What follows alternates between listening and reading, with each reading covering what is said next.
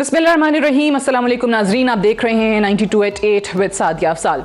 पाकिस्तान की सियासत हो, इंतखाबात हों और वो मुतनाज़ा ना बने, ऐसा मुमकिन नहीं। अभी हालिया इंतखाबात का अगर हम जिक्र करें, चाहे वो डस्का का ज़िमनी इंतखाब था, उसके बाद सेनेट इलेक्शंस का अगर जिक्र किया जाए और चेयरमैन सेनेट का कल होने वाला इंतखाब, उसको भी तनाज़ात से खाली करार नहीं दिया जा सकता। अब मामला क्या है, जो सेनेट इलेक्शन में था कि हुकूमत ने कहा कि अपोजिशन ने हमारे लोग खरीदे हैं, अक्सरियत के बावजूद हुकूमती उम्मीदवार इस्लामाबाद से सेनेटर मुंतखब नहीं हो सके। वही PDM के उम्मीदवार यूसुफ रजा गिलानी साहब, जो कि कल चेयरमैन सेनेट के उम्मीदवार भी थे, अक्सरियत रखने के बावजूद चेयरमैन सेनेट मुंतखब ना हो सके। और इस बार तनाज़ा क्या है, 7 मुस्तरद शुदा वोट्स, जिसके हवाले से अपोजिशन की राय ये है कि ये नाजायज़ तौर पर, गैर कानूनी तौर पर मुस्तरद किए गए हैं। वो कहते हैं कि गिलानी साहब के नाम पर अगर ठप्पा लगा, स्टैंप लगी, तो इससे क्या फ़र्क पड़ता है, खाना तो वही था और बहुत क्लियरली बताता था कि हमारे वोटर्स की इंटेंशन क्या है। हुकूमत ऑन दी अदर हैंड ये कहती नज़र आती है कि आप इसको चैलेंज नहीं कर सकते हैं अदालत में, जैसे कि PDM ने ऐलान कल किया था। अब वो क्यों चैलेंज नहीं किया जा सकता, यहां पर आपको हुकूमत आर्टिकल 69 का हवाला देती है, जिसमें यह है कि जी courts not to inquire into proceedings of Majlis Shura. Article 69.1 जो है इसका, वो कहता है कि the validity of any proceedings in Majlis Shura parliament shall not be called in question on the ground of any irregularity of procedure. और इसका जो पॉइंट 2 है, शेक नंबर 2 है, उसमें भी जो प्रिजाइडिंग ऑफिसर के हवाले से एतराज़ात उठाए जाते हैं, जो कि मुजफ्फर हुसैन शाह साहब थे कल, ये कहा गया कि वो हुकूमत के इत्तेहादी हैं, GDA के मेंबर हैं, तो इसलिए उनको फेवर किया है उन्होंने हुकूमत को। इस हवाले से इसका जो शेक नंबर 2 है, वो ये कहती है कि नो ऑफिसर और member of Majlis Shura parliament in whom powers are vested by और under the constitution for regulating procedures और द कंडक्ट ऑफ बिजनेस और for maintaining order in Majlis Shura parliament shall be subject to the jurisdiction of any court in respect to the exercise by him of those powers। ये article है जिसका हवाला हुकूमत दे रही है कि किसी भी तरीके से जो पार्लियामेंट की प्रोसीडिंग्स हैं उसको चैलेंज अदालतों के अंदर नहीं किया जा सकता। दूसरी तरफ आपको ये मौक़िफ़ भी सुनने को मिलता है कि जी प्रोसीडिंग्स का जिक्र है, इलेक्शन का जिक्र नहीं है और हम इस मामले को हाई कोर्ट लेकर जाएंगे। बहरहाल इस पर भी बात करेंगे, लेकिन इसका आफ्टरमैथ जो है वो हमारे सामने क्या आ रहा है कि PDM ने जो लॉन्ग मार्च का ऐलान कर रखा है 26 मार्च को, उसके हवाले से PDM के सरबरा मौलाना फजलुर रहमान साहब एक बार फिर से ये कह रहे हैं कि हम जानते थे कि सेनेट इंतखाबात में क्या होगा, हमें कोई दिलचस्पी नहीं थी, लेकिन मुत्तफ़िक़ा फैसला था इसलिए हमने पार्टिसिपेट किया।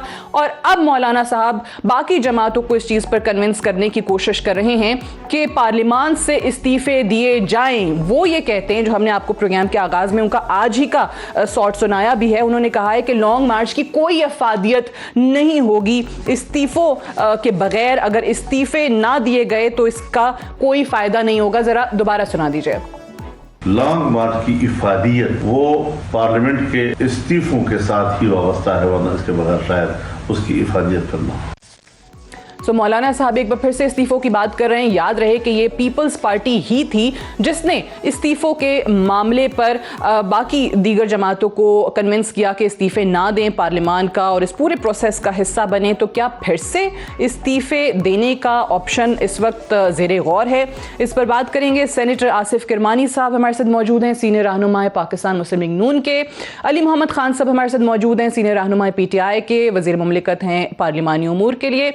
और कमर जमान कायरा साहब हमारे साथ मौजूद हैं, सीनियर रहनुमा है पाकिस्तान पीपल्स पार्टी के। आप तीनों को प्रोग्राम में खुश आमदीद कहते हैं। पहले तो कायरा साहब से अगर मैं आगाज़ कर सकूं। अच्छा, कायरा साहब अभी साथ नहीं है, किरमानी साहब आपसे आगाज़ करते हैं। ये आर्टिकल 69 जो अभी मैंने पढ़ा भी और इसका हवाला हुकूमत दे भी रही है।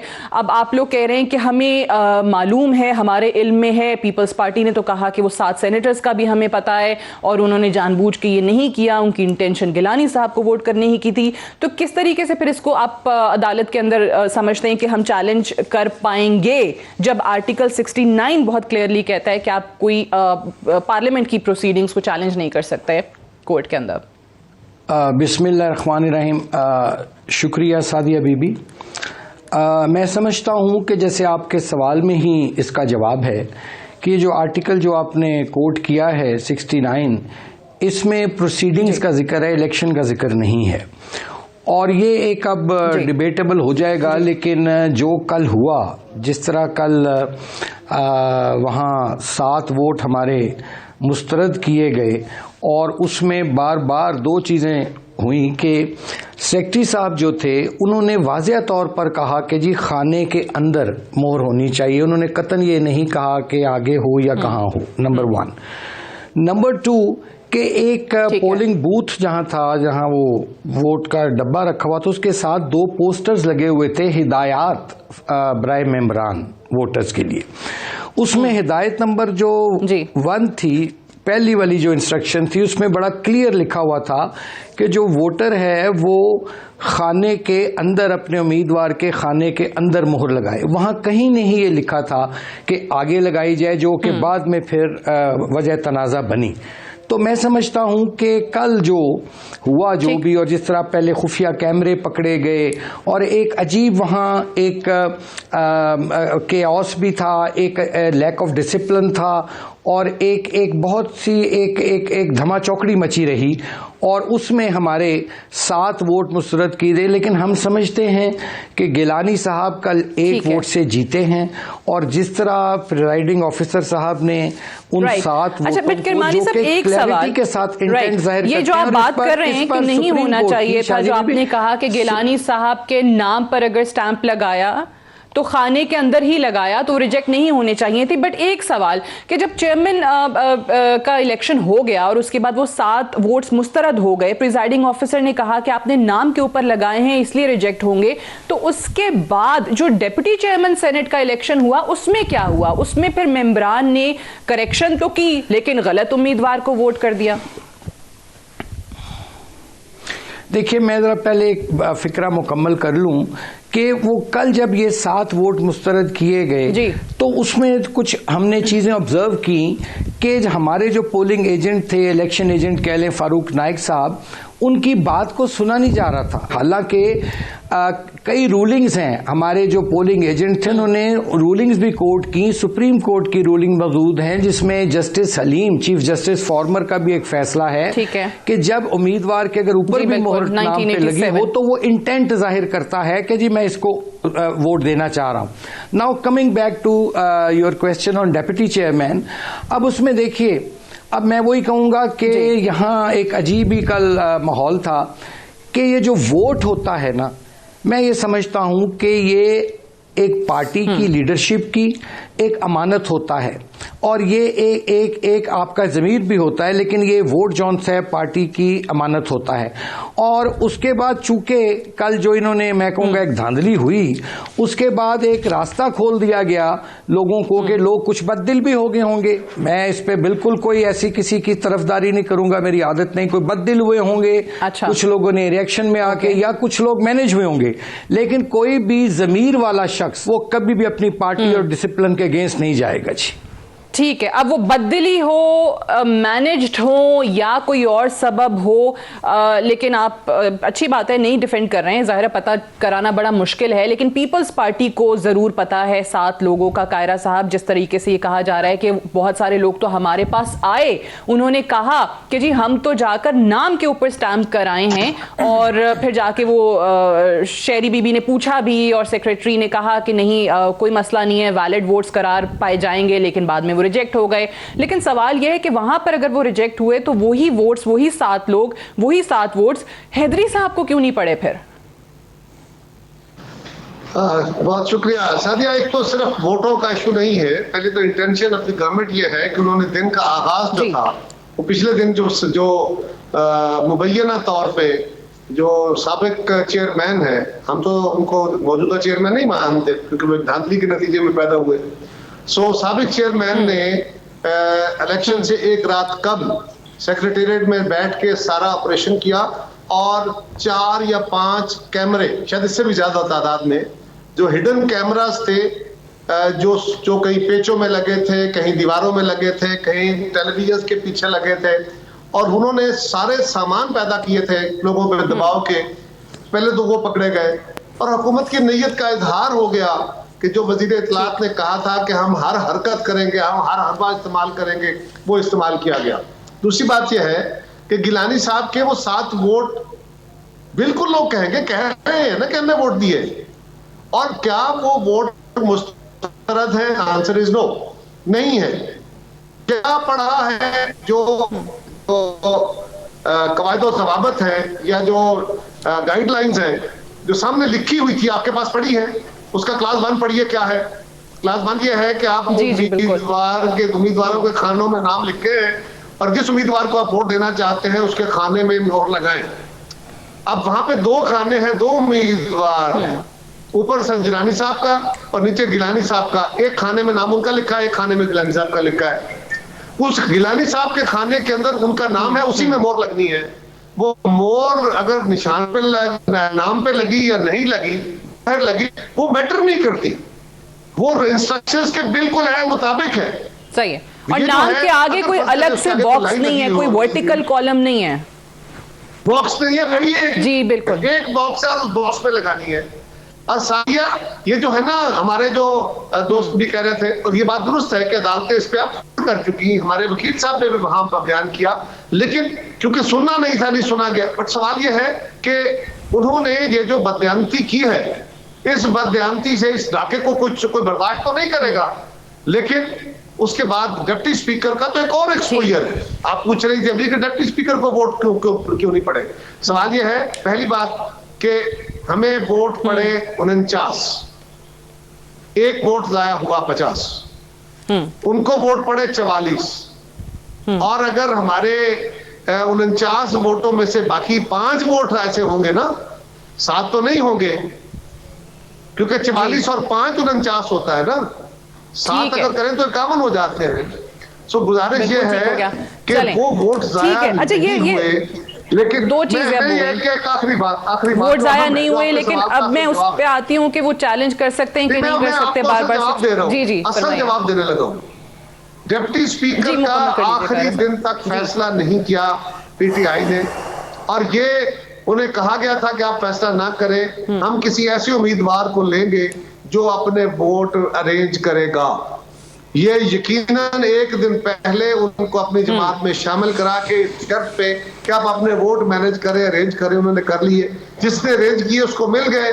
अब कैसे अरेंज किए, ये सवाल डिप्टी स्पीकर साहब जाने और आप जाने और कौन जाने। ठीक है, राइट। अच्छा, अब ओके, अली मोहम्मद खान साहब, अब 2-3 चीज़ें, एक तो बार बार ऑब्वियसली तनाज़ा इस चीज़ पे कि जी नाम पर अगर स्टैंप लग गई तो क्या इतना बड़ा मसला है, खाना तो एक ही था, एक ही बॉक्स था, नाम के आगे कोई अलग से तो कॉलम बना हुआ नहीं था, अलग से तो कोई बॉक्स बना हुआ नहीं था। अब इस पे कल 2-3 चीज़ें, ऑब्वियसली गिलानी साहब के polling agent Farooq H Naik साहब का बयान सुने तो वो कहते हैं कि जी कहीं पर ये नहीं लिखा कि नाम के ऊपर मोहर नहीं लगा सकते। उसी का जवाब देते हुए जब मोहसिन अजीज साहब बात कर रहे थे तो उन्होंने कहा कि ये लिखा हुआ है, उन्होंने जो रूल्स पढ़े कि ये लिखा हुआ है कि आपने नाम के सामने लगाना है, ये नहीं लिखा हुआ। और प्रिजाइडिंग ऑफिसर मुजफ्फर हुसैन शाह साहब जो थे, उन्होंने जब बात की उन्होंने कहा कि जी आपने नाम के सामने लगा देना है, सामने वाला। मैं बिल्कुल ये पूछ रही हूँ कि उन प्रिजाइडिंग ऑफिसर ने ये बयान दिया कि नाम के सामने लगाएं, प्रिजाइडिंग ऑफिसर ने कहा नाम के सामने लगा दें। उसके बाद जब संजरानी साहब आ गए, ओथ ले लिया और डिप्टी चेयरमैन सेनेट का इलेक्शन होने लगा तो संजरानी साहब ने भी ये नहीं, वो उन्होंने भी जो बयान दिया वो अपोजिशन के मौकफ की हिमायत करता है। सो ये अजीब सा कल था कि हर कोई अपने वो जो रूल्स ऑफ बिजनेस बयान कर रहा है। ऑब्वियसली वो इधर इस साइड से भी राय आ रही है, उस साइड से भी राय आ रही है, तो किसको दुरुस्त माना जाए? कल हुआ क्या है, एक्चुअल क्या है? जो गिलानी साहब के हवाले से किरमानी साहब और कायरा साहब ने बात की, जो सामने हिदायत लिखी हुई थी वो भी कुछ और बता रही थी। बिस्मिल्लाहिर्रहमानिर्रहीम, अल्लाहुम्मा सल्लि व सल्लिम व बारिक अला सय्यिदिना मुहम्मद। सबसे पहले तो मैं पूरी कौम को इस बात की मुबारकबाद देना चाहता हूँ कि पाकिस्तान की तारीख़ में पहली बार इमरान खान साहब जैसे एक वज़ीर आज़म आए हैं जो सही मानों में फेडरलिस्ट हैं और फेडरलिज्म पर यकीन रखते हैं। और आज अल्हम्दुलिल्लाह सदर हमारा सिंध से है, उर्दू स्पीकिंग, वज़ीर आज़म पंजाब से है, आपका स्पीकर नेशनल असम्बली जो है वो खैबर पख्तूनख्वा से है, और चेयरमैन सेनेट जो है वो बलोचिस्तान से है। बहुत बेहतरीन। और साथ में जिसकी मुझे सबसे ज़्यादा खुशी है वो इस बात की है कि खैबर पख्तूनख्वा में से सबसे नेगलेक्टेड और जो दहशत गर्दी की जंग में जिनके परखचे उड़ गए घरों के, उनके घरों से जनाजे निकले, बड़ी खुशी की खबर कल गई है एक्स फाटा ट्राइबल एरियाज़ में जब मिर्ज़ा मोहम्मद अफरीदी बने हैं। यकीन करें बहुत खुशी मिली है और मैं समझता हूँ ये सारे पार्लियामान का एजाज़ है, सेनेट ऑफ पाकिस्तान फेडरेशन का हाउस होता है। बाकी ये जो कल की प्रोसीडिंग है उस पर मैं ये कहूँगा सबसे इंपॉर्टेंट चीज़ उसमें क्या है, देखें एक जो इलेक्शन हुआ चेयरमैन का, उसका प्रिजाइडिंग अफसर जो है उसकी डायरेक्शन काउंट होगी उस इलेक्शन के लिए और डिप्टी चेयरमैन की उस प्रिजाइडिंग के लिए। कोई भी रूल ऑफ प्रोसीजर है सेनेट की कि कोई भी अपने इलेक्शन में प्रिजाइडिंग अफसर नहीं बन सकता। तो चेयरमैन सेनेट की जो रूलिंग है या उनकी जो डायरेक्शन है, जो मौजूदा चेयरमैन है वो डिप्टी के लिए तो हो सकती थी, उनके इलेक्शन के लिए मुजफ्फर साहब, शाह साहब बैठे हुए थे। अब शाह साहब की जो रूलिंग है, मैंने आपको वीडियो भेजी है, अब उसको अभी स्क्रीन पे चलाएं या 30 सेकंड की है, चला दें बेशक। उसमें बिल्कुल क्लियरली वो कह रहे हैं इलेक्शन से पहले मुजफ्फर हुसैन शाह साहब कि आपने उसके सामने जो है वो स्टैंप करना है। अब इसमें एक मजेदार बात जो मोहतरम कायरा साहब या मोहतरम करमानी साहब को शायद पता ना हो, मैं इनकी मालूमात में और आपकी मालूमात में इजाफा करना चाहता हूं कि यही मुजफ्फर साहब शायद सिंध में जो इलेक्शन हुआ सेनेट का, वहां भी पोलिंग एजेंट थे जीडीए के, सॉरी प्रिजाइडिंग अफसर थे शायद या पोलिंग एजेंट थे। और आज मुझे एमपीए सिंध के हमारे आए हुए थे, जोहराना था एजाज में चेयरमैन साहब के और डिप्टी चेयरमैन साहब के, और उन्होंने मुझे बड़ी मजेदार बात बताई कि वहां भी ये हुआ, जीडीए के वोट्स जो हैं वो पीपल्स पार्टी वालों ने कैंसिल कराए, उन्हें एतराज उठाया क्योंकि जीडीए के रुकन के ऊपर स्टैंप था और पीपल्स पार्टी वो मैं देख रही थी आज वो प्रिजाइडिंग ऑफिसर का स्टेटमेंट चल रहा था मुजफ्फर हुसैन शाह साहब का, जिसमें उन्होंने कहा कि हफीज शेख साहब के वोट्स भी ऐसे रिजेक्ट हुए थे और वहां सदरुद्दीन राशिदी साहब के वोट्स भी ऐसे रिजेक्ट हुए। अच्छा, अब इसमें तीसरी बात जो पीपल्स पार्टी के लिए सिंध में नाजायज है वो उनके लिए खैबर अपना मरकज सेनेट के इलेक्शन में कैसे जायज हो गया? जो रूल उधर अप्लाई होगा वो इधर भी होगा। लेकिन उस सब चीज़ों से इंपॉर्टेंट क्या है? सब चीज़ों से इंपॉर्टेंट ये है कि इलेक्शन वाले दिन प्रिजाइडिंग अफसर क्लियरली इलेक्शन से पहले ऑन रिकॉर्ड कह रहा है कि आपको अगर कोई बैलेट पेपर खराब होता है डालने से पहले हमसे दोबारा ले लें, और उसके साथ साथ ये कह रहा है कि आपने नाम के सामने जो है वो डालना है। अगर इंटेंट की बात है जो ऑनरेबल करमानी साहब फरमा रहे हैं, तो इंटेंट तो फिर शरियार अफरीदी साहब ने कोई जाहिर है उन्होंने भी इंटेंट ही जाहिर किया था, और हमारे 7 वोट जो उधर कैंसिल हुए थे, किसी में टिक था, किसी में 1 सही नहीं लिखा हुआ था, तो वो भी इंटेंट ही है हमारे। अच्छा, अब इसमें मकाफात अमल जो असल बात की तरफ आना चाहता हूँ, मैं उस पे मैं बताता हूँ। अच्छा, मकाफात अमल की तरफ आना चाहता हूँ। मुझे एक बात बताएं, मकाफात अमल, आखिरी बात मकाफात अमल, हमारे पश्तो के मशहूर शायर हैं अब्दुर्रहमान बाबा। ये सुन लें, हमारे पश्तो के मशहूर शायर हैं अब्दुर्रहमान बाबा। उनका एक शेर है कि वो कहते हैं पश्तो में कि कुए मक्का कनद बल सड़ी पलार के चरिस्ता बद कोई पगाड़ लारशी, कि किसी के रास्ते में कुआं मत खोदो, कहीं तुम खुद ही उसमें गिर जाओगे। वो तरीका जो अली हैदर गिलानी साहब इलेक्शन के रात लोगों को सिखा रहे थे, वो उनके अपने पीडीएम के लोगों ने सीख लिया। अब इसमें मजे की बात यह है कि आपस में पीडीएम वालों ने वोट जाया करने के तरीके से दिया, एक दूसरे को पड़ गई पीटीएम। अच्छा, गुजारिश है ऐसा। ओके, ये बड़ा इंटरेस्टिंग पॉइंट आपने रेज किया। मुझे एक ब्रेक मैं आती हूँ कायरा साहब, मुझे अनफॉर्चुनेटली मैं चाह नहीं रही थी कि ये डिस्कशन यहीं पर रुके, लेकिन मुझे एक ब्रेक लेनी है। ब्रेक से वापस आकर हम इसको आगे बढ़ाएंगे। Stay tuned.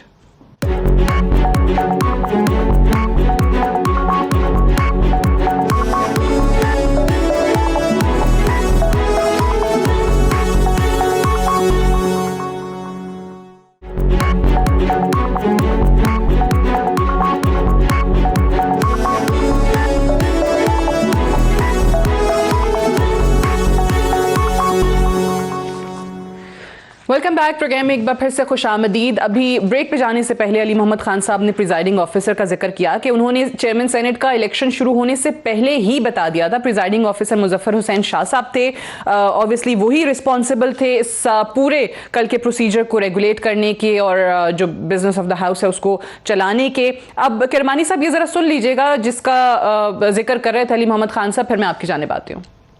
चेयरमैन के जो कंटेस्टिंग कैंडिडेट्स हैं उनका नाम उर्दू में होगा एक तरफ, और उसके सामने एक बक्सा होगा स्क्वायर में। आप ये बैलेट पेपर लेकर के जाएंगे पोलिंग बूथ में, वहां पे एक स्टैंप मौजूद है पहले से, वो स्टैंप आप जाकर के उस बक्से में बीच में लगाएं। अगर कहीं गलती हो जाती है किसी दोस्त से तो बैलेट बॉक्स में बैलेट पेपर डालने से पहले आप अप्रोच करें सेक्रेटरी साहब को, तो मैं इंश्योर करूंगा कि आपको दूसरा बैलेट पेपर मिल जाए ताकि वो गलती जो है वो दुरुस्त हो जाए। जी किरमानी साहब, वो इसमें कह रहे हैं कि बॉक्स में बीच में स्टैंप लगाएं। मैं इसमें 2-3 जरा क्विकली बात करना चाहूंगा। एक तो जैसे मैंने भी पहले अर्ज किया और कायरत साहब मोहतरम ने भी कि जो हिदायतनामा था, इंस्ट्रक्शन, फिर इन्होंने वो गलत क्यों वहां लगाया, या हिदायतनामा गलत था या प्रिजाइडिंग ऑफिसर साहब हमें गलत बता रहे थे, ठीक है, सही क्या था। Number 1, it was all confusion. And last thing, और मुझे बड़ा अफसोस हुआ, दुख हुआ कि हम जिसे ईवाने बाला कहते हैं, कल जिस तरह खुफिया कैमरों से लेकर धांधली तक जो हमारे साथ वोट गैर कानूनी मुस्तरद किए गए, मैं समझता हूं कि इस ईवाने बाला को कल जिस तरह ईवाने तहबाला कर दिया गया उसकी मिसाल नहीं मिलती है। और इसका बेहतरीन अब हल है कि पीडीएम अपना सुप्रीम तहबाला कर दिया ना जी कि जीतना किसी ने और जितवा किसी को दिया। ये आपने जो कहा इस पर ये आर्टिकल 69 की भी जो इंटरप्रिटेशन है, जो हुकूमती लॉयर्स हैं वो कहते हैं कि नहीं, आप नहीं चैलेंज कर सकते प्रोसीडिंग्स को, बट आपका भी ये मौकफ है कि आप प्रोसीडिंग्स को चैलेंज नहीं कर सकते जो ऐवान के अंदर कार्रवाई हो रही है, बट ये तो इलेक्शन है, इंतखाब को कर सकते हैं challenge. Is that what you are saying? जी, और इस पर former chief justice Mohammad Haleem साहब की एक रूलिंग भी मौजूद है, जो उन्होंने फरमाया कि इसी तरह का एक केस था जिसमें नाम के ऊपर मोहर थी और उन्होंने उसको डिक्लेयर किया कि ये वोट जायज है। इसी तरह की बीसियों मिसालें सुप्रीम कोर्ट के फैसले मौजूद हैं। तो इंशाल्लाह ताला पीडीएम की क़यादत ये फैसला कर रही है कि इसको चैलेंज किया जाएगा जी इंशाल्लाह। कैमरों का जिक्र आपने भी किया, कल भी बड़ा शोर शराबा और वावेला होता रहा। ये आप भी इतने अरसे से सियासत में, ये कोई पहली दफा ऐसी चीजें हमने देखी हैं? आज से पहले चलें सामने नहीं आए होंगे, लेकिन कल तो बहुत ही बुरी जॉब थी स्पाइंग की भी मेरे ख्याल से, अगर कैमरे वाकई इतने खुफिया कि वो सामने नजर आ रहे हैं। पहली बात तो ये है कि वो कैमरे सामने नजर नहीं आ रहे थे, वो कैमरे खुफिया थे। जब वो पकड़े गए, 2 कैमरे टीवी के पीछे थे, जब वो पकड़ के बाहर खींचे गए तो आपको नजर आ गया, सारी कौम ने देखे, क्योंकि वीडियो तो तब गया ना जब पकड़े गए। इसी तरह जो पेचों में लगे हुए कैमरे थे वो जब पकड़े गए तो फिर आपको दिखाए गए। जो ऊपर लगे कैमरे थे और जो नीचे टेबल के नीचे लगा हुआ था सारा इंस्ट्रूमेंट, वो तो जब उन्होंने पकड़े उसके बाद दिखाए गए ना। लेकिन वो कहते हैं कि जी ऑपोजिशन ने खुद ही लगाए थे, इसीलिए इतनी आसानी से पकड़ लिए इन्होंने। नहीं पकड़ देखे ना, ये तो आगे है नजर में। सवाल ये है कि जब बंदा घुंडी हरकत करता है तो पकड़ी जानी होती है, पकड़ी गई। सवाल 2-3 सवाल बड़े छोटे छोटे। पहली बात तो ये है कि ये बड़ी हैरानकुन बात है। अच्छा, अगर किसी ने सिंध में वोट चैलेंज किए तो सिंध के जो वोट चैलेंज हुए हैं वो प्रायोरिटी बेसिस पे थे, वो ट्रांसफरेबल वोट थे और उनके वोट ट्रांसफर होने थे, प्रायोरिटीज थी। वहां प्रायोरिटी को चैलेंज करना और चीज है, यहाँ वो सूरत हाल नहीं है।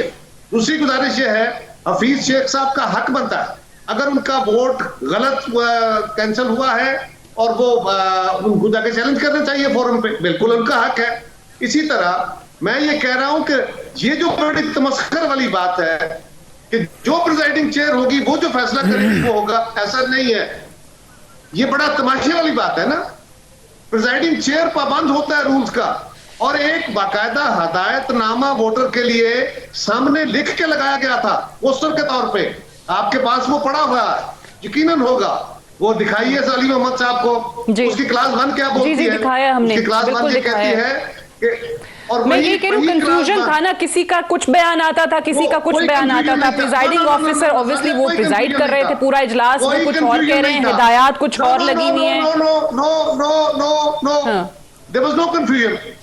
बड़ा वाज़ेह तौर पे वो लिखा हुआ था, और वो वाज़ेह तौर पे लिखा हुआ। फिर चेयरमैन जो बैठे, सो कॉल्ड चेयरमैन, जब ये बैठे चेयर पे तो उन्होंने डिप्टी चेयरमैन के लिए वही हिदायतनामा पढ़ा जिसका मैं जिक्र कर रहा हूँ, जो आपके पास पड़ा हुआ है, जो वहां पोलिंग स्टेशन पे आवेजा था पोलिंग साहब और प्रिजाइडिंग अफसर साहब की तरफ से। तो गुजारिश ये है, इसी तरह एक और गुजारिश, ये कहना कि प्रोसीडिंग चैलेंज नहीं होती, इसके 2 हिस्से हैं। पहला तो ये है कि ये मान गए कि क्योंकि जी हमने जो कर लिया बस हमने कर लिया, अब ये चैलेंज नहीं हो सकता। ये तो खुद अपनी हार मान रहे हैं ना, अपनी गलती मान रहे हैं। दूसरा, 18वीं तरमीम क्या थी? चैलेंज हुई। पाकिस्तान के अंदर कितने कवानीन हैं जो दोनों ऐवानों से पास होने के बाद चैलेंज हुए अदालतों के अंदर, और सुप्रीम कोर्ट ने उनको ultra violence to the constitution या फंडामेंटल राइट्स के खिलाफ या इस्लामिक इंजक्शंस के खिलाफ और डिफरेंट इश्यूज उनको स्ट्राइक डाउन किया। कितने ऐसे केसेस हैं जिसमें पार्लियामान के अंदर आपके पार्लियामान के अंदर होने वाली गुफ्तगू को मेजॉरिटी होती है, वहां होने वाली प्रोसीडिंग को नहीं। वहां का जो सबसे बड़ा चीज आउटकम होता है पार्लियामान का, वो आइन है, और आइन के अंदर होने वाली मुत्तफिका मैंने तो कायरा साहब आर्टिकल 69 जो है आइन का, राइट, मैंने तो आर्टिकल 69 जो है आइन का वो पढ़ा जो कहता है कि मजलिस शूरा की पार्लियामान की प्रोसीडिंग्स जो हैं वो चैलेंज नहीं हो सकती। लेकिन अब ये जो दूसरा मामला है वो इलेक्शन का है कि वो आप कहते हैं प्रोसीडिंग से अलग है। बिल्कुल ठीक है, मैं आपका पॉइंट आ गया, बिल्कुल समझ गई। जब ये होता है ना इलेक्शन, उस वक्त ऐवान नहीं रहता, बल्कि वो पोलिंग स्टेशन बन जाता है। ओके, राइट, चलें इस पे जरा मैं अली मोहम्मद खान साहब का मौकफ लेती हूँ, बट मुझे एक ब्रेक के लिए जाना है, ब्रेक से वापस आके इस पे बात करते हैं।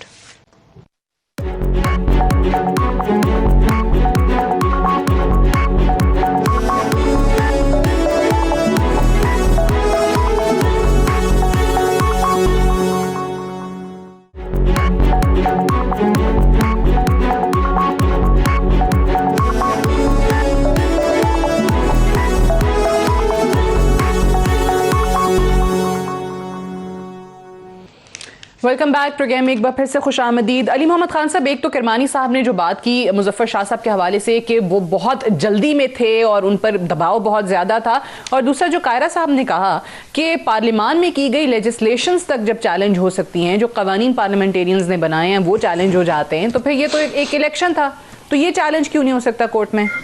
देखें, बदकिस्मती से हम लोग अपने मकसद के लिए हर चीज़ को तोड़ते मरोड़ते हैं। वो लोग जो पार्लियामान की सॉवरेंटी की कल तक बात करते थे, आज वही पीपल्स पार्टी अपने एक मकसद के लिए पार्लियामेंट को अदालतों में ले जाने की बात करती है। पहली बात यह है कि जो हाउस के अंदर, सेनेट या कौमी असम्बली के अंदर प्रिजाइडिंग अफसर, चाहे वो स्पीकर हो या चेयरमैन हो, वो जब कोई रूलिंग देता है वो फाइनल होती है। नंबर 1, हमने किसी भी हालत में ये बात नहीं मानी कि उनका फैसला गलत था, हमने सिर्फ ये कहा कि फैसला भी उनका सही था, रूलिंग भी उन्होंने दे दी।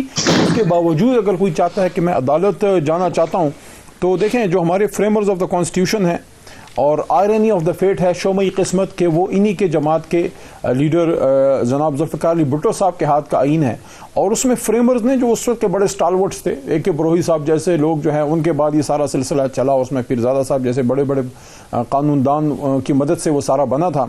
उसमें 68 आर्टिकल में क्लियरली मना है कि आप ऐवान के अंदर जजेस को उनके कंडक्ट को डिस्कस ही नहीं कर सकते, तो सेपरेशन ऑफ पावर्स का कॉन्सेप्ट है। इसीलिए 69 में फौरी तौर पर फिर कवर पार्लियामान को भी है। दोबारा मैं पढ़ देता हूँ, अंग्रेजी जितनी मुझे समझ आती है कि the validity of any proceeding, कोई भी प्रोसीडिंग इन मजलिस शूरा, क्या कल जो प्रोसीडिंग थी वो मजलिस शूरा में थी? बिल्कुल थी, उस पर भी एक जवाब मैं दूंगा। shall not be held in question on the ground of any irregularity of procedure। बात खत्म हो गई। अच्छा, कल की प्रोसीडिंग जिस तरह कायरा साहब फरमा रहे हैं कि भाई ये तो सिर्फ एक इलेक्टोरल प्रोसेस था और ये कौमी असेंबली या सेनेट की, वो सेनेट नहीं था कल, वो तो एक पोलिंग स्टेशन था। मैं उनकी बात तब मानूंगा, तो मैं उनकी बात तब मानूंगा कि कल की प्रोसीडिंग अगर इलेक्शन एक्ट के तहत, इलेक्शन कमीशन ऑफ पाकिस्तान के उनके मुलाजमीन, उनके अफसरान और उनके एक्ट के तहत हो रहा होता तो बात समझ में आती है। लेकिन कल की प्रोसीडिंग जो है वो प्रिजाइडिंग अफसर ने, जो कि सेनेट के मेंबर थे, सेनेट के रूल ऑफ प्रोसीजर के तहत, जो रूल ऑफ प्रोसीजर 9 के तहत जो है सेनेट के चेयरमैन का इलेक्शन होता है, उसके तहत हुआ। कल की प्रोसीडिंग जो है वो शूरा की पार्लियामेंट की प्रोसीडिंग थी, जो रूल ऑफ प्रोसीजर के तहत हुई और जिस पे आर्टिकल 69 का सब आर्टिकल 1 1 और 2 दोनों अप्लाई होते हैं, तो पहले तो उनका फैसला बिल्कुल दुरुस्त था, और अगर किसी का शौक है तो अदालतों में चले जाए। मैं नहीं समझता इनके लिए कोई भी मोहतरम जज जो है वो आईने पाकिस्तान जो है उसके खिलाफ कोई एक्ट करने की कोशिश करेगा। वो आइन के मुताबिक अदालतें सारी जो है वो चलती हैं। लेकिन अब एक और बात, वो इंटरप्रिटेशंस की बात जो मैं कर रही हूं ना, हमारे ऑनरेबल मेंबरान बैठे हैं, आज देखिए पार्लियामेंट की डेमोक्रेसी की बात होती है, तो आज मुझे सिंध असेंबली के मेंबरान ने जो एक बात की, तो इनके गोश गुजार ये भी करना चाहता हूं कि जो सिंध असेंबली के मेंबरान आ जाए। मैं हैरान रह गया, और मैं ये कारा साहब जैसे ऑनरेबल दोस्तों के नोटिस में लाना चाहता हूं, हो सकता है इनको पता ही ना हो कि यहां जमहूरियत का राग अलापने वाली पीपल्स पार्टी सिंध में 2.5 साल हो गए हैं हुकूमत बने हुए। अभी तक हमारे पीटीआई के जो अपोजिशन मेंबरान हैं, ना उनको स्टैंडिंग कमेटीज का मेंबर बनाया गया है, ना उनको कोई चेयरमैनशिप दी गई है, ना उनका माइक खुलता है। चलो वो तो असेंबली की कार्रवाई उन्होंने वहां जो अभी यहां स्टालिन की बात हुई या ड्रैकोनियनशिप या हिटलरिज्म की बातें होती हैं, लेकिन ये मुझे कोई समझाए कि आप डेमोक्रेसी की बात करते हैं, अपोजिशन मेंबरान को अपने स्टैंडिंग कमेटीज तक नहीं दी, कमेटीज में शामिल नहीं किया गया। ये कैसी जमहूरियत? Got your point. लेकिन मैं अभी जो पहले बात, मैं कायरा साहब एक सेकंड मुझे जरा संजरानी साहब का वो शॉर्ट सुनाने दीजिए जिसका मैं कर रही हूं, जो मैं बार बार कहती हूं ना कि कल हमने बड़ी कॉन्ट्रडिक्शंस देखी हैं। कल नहीं, वो संजरानी साहब ने जब डिप्टी चेयरमैन सेनेट का इलेक्शन कराया तो उससे पहले उन्होंने क्या कहा था, क्योंकि मुजफ्फर हुसैन शाह साहब का हमने सुना है, तो जरा संजरानी साहब को भी सुना दीजिए। प्रोसीजर आप सबको मालूम है, फिर भी मैं पढ़ देता हूं। The procedure of the election will be that every member will be issued a ballot paper with the names of the candidates written thereon in Urdu. After going into the booth, a member will affix a stamp in the box bearing names of the candidate of his choice. The stamp is placed on the table in the booth. जी कायरा साहब, अब ये चीज है ना जो मैं कह रही थी कि ये कंफ्यूजन बताती है। मुजफ्फर हुसैन शाह साहब ने कहा सामने लगा दें, बीच में मोहर लगा दें। अब संजरानी साहब ने खुद जो अनाउंस किया, उन्होंने कहा इन द बॉक्स, ये नहीं कहा कि लेफ्ट राइट कहां पे। सेक्रेटरी साहब ने भी यही कहा कि जनाब नेम्स भी नहीं कहा। गुजारिश ये है कि बिल्कुल वादे तौर पे कोई कंफ्यूजन नहीं है, सिर्फ दिमागों में फतूर है। और शिबली फराज साहब ने जो कहा था कि हम हरबा इस्तेमाल करेंगे, जब वो सारे हरबे, वो जो कैमरों वाले भी सारे हरबे, बाकी भी हरबे, खुफिया हरबे सारे फेल, तो इसमें बड़ा वाज़ेह तौर पे है प्रिजाइडिंग ऑफिसर का फैसला नहीं है। प्रिजाइडिंग ऑफिसर की प्रोसीडिंग चैलेंजेबल है। इन्हीं ऐवानों के हम भी हिस्से रहे हैं। हम बिल्कुल अपनी चीजों को ऐवानों से बाहर नहीं लेके जाना चाहते, लेकिन मैंने अर्ज किया कि सबसे मुकद्दस पाकिस्तान के अंदर जो किताब है वो हमारा आइन है। जिसकी बातें हम कर रहे हैं उसका एक आर्टिकल है, उसी आइन के तहत हम बातें कर रहे हैं। उसकी 18वीं तरमीम जो सारी पार्लियामान के इत्तेफाक राय से पास हुई थी, दोनों ऐवानों से, उसको चैलेंज किया गया है और वो एक्सेप्ट हुई है चैलेंज। सही है, और वो वहां से किसी जमात ने भी नहीं की, कि वो पार्लियामान किसी इफेक्टिव पार्टी ने भी नहीं की, बल्कि पाकिस्तान के शहरी के तौर पे किसी शख्स ने की। तो ये बात तो चले, ये डिटर्मिनेशन भी कोट करेंगे, लेकिन सवाल ये है कि ठीक है। अच्छा, मुझे सिर्फ ये बता दीजिए, वो कैमरे लगा के ये क्या करना चाहते थे यार? और क्या चाहिए आपको? क्या सबूत चाहिए? हम किसी अदालत में तो है नहीं। ठीक है, अच्छा मूविंग ऑन। अभी जो किरमानी साहब की जो पहले भी बात हो रही थी कि ऑब्वियसली 3 जमातें, अब आप लोगों के रास्ते हो रहे हैं। मौलाना जी मुकम्मल कर लीजिए। कौम को कम से कम पीटीआई की शक्ल नजर आ गई कि इनके कहने में और करने में कितना फर्क है। ठीक है, राइट। किरमानी साहब, मौलाना साहब ने अब जरदारी साहब से भी राब्ता किया है, नवाज शरीफ साहब से भी राब्ता किया है। अब आई थिंक पहले मंडे को आप लोगों का पीडीएम का इजलास होना था, अब वो शायद उसकी डेट चेंज हो गई है, ट्यूसडे को चला गया है। लेकिन ये जो आज उन्होंने फिर कह दिया है कि जी पता था, मैं जानता था कि क्या होगा सेनेट इलेक्शन में, कोई दिलचस्पी नहीं थी, लेकिन एक फैसला मुतफिका कर लिया गया था तो इसलिए शिरकत कर ली। आज उन्होंने कहा है कि लॉन्ग मार्च की अब कोई अफादियत नहीं है जब तक पार्लियामान से इस्तीफे नहीं दिए जाते। तो आप लोगों को तो पीपल्स पार्टी ने मनाया, फिर आप लोग इस्तीफों पर गौर कर रहे हैं अब क्या? मैं समझता हूं जी कि जो ये मार्च का महीना है, इसमें 26 मार्च को इंशाल्लाह ताला लॉन्ग मार्च होगा और उसी लॉन्ग मार्च की जुज़वियात तय करने के लिए कायदीन के आपस में राब्ते हो रहे हैं और जहां तक इस्तीफ़ों की बात है तो ये तो हमारे पास ऑलरेडी हमारे एलामिये में ये ऑप्शन मौजूद है, सिर्फ इसकी टाइमिंग का तय होना बाकी है कि टाइमिंग क्या तय होगी और उसका फैसला जो है वो आला क़यादत करेगी। लेकिन जो जो फैसले पीडीएम की जमातों ने पीडीएम के प्लेटफॉर्म से किए हैं उन पर इंशाअल्लाह ताला मरहलावार वक्त आने के साथ साथ अमल होता जाएगा। जी राइट अच्छा, लेकिन ऑब्वियसली अगर आप टाइमिंग की बात कर रहे हैं कि ऑप्शन तो था इस्तीफों का, लेकिन अजीब सा लगता है ना कि एक तरफ आपको कन्विंस किया पीपल्स पार्टी ने कि इस प्रोसेस का हिस्सा बने, पार्लियामान का हिस्सा बने, ज़िमनी इंतखाब में हिस्सा लें, सेनेट इंतखाब में हिस्सा लें, अब ये हो गया, चेयरमैन सेनेट का इलेक्शन हो गया, तो आप कह रहे हैं कि अब इस्तीफों के बगैर ही लॉन्ग मार्च का फायदा नहीं है। ये स्टेटमेंट है ना मौलाना साहब का आज। तो मैं इसकी वजाहत कर देता हूं। जी फरमाइए कायरा साहब। है कि हम मुख्तलिफ ख्याल जमाते हैं, हमने 26 पॉइंट्स पे एक एलामिया लिखा है, एक यादाश्त लिखी है, सारी जमातें उसकी सिग्नेटरी है, उसके अंदर जो पॉइंट्स है उसके ऊपर डिफरेंस ऑफ ओपिनियन होता है, एक जमात के अंदर भी होता है, बट कि बैनुल जमातें जो मुख्तलिफ जमातों के दरमियान है वहां पे डिफरेंस ऑफ ओपिनियन होता है।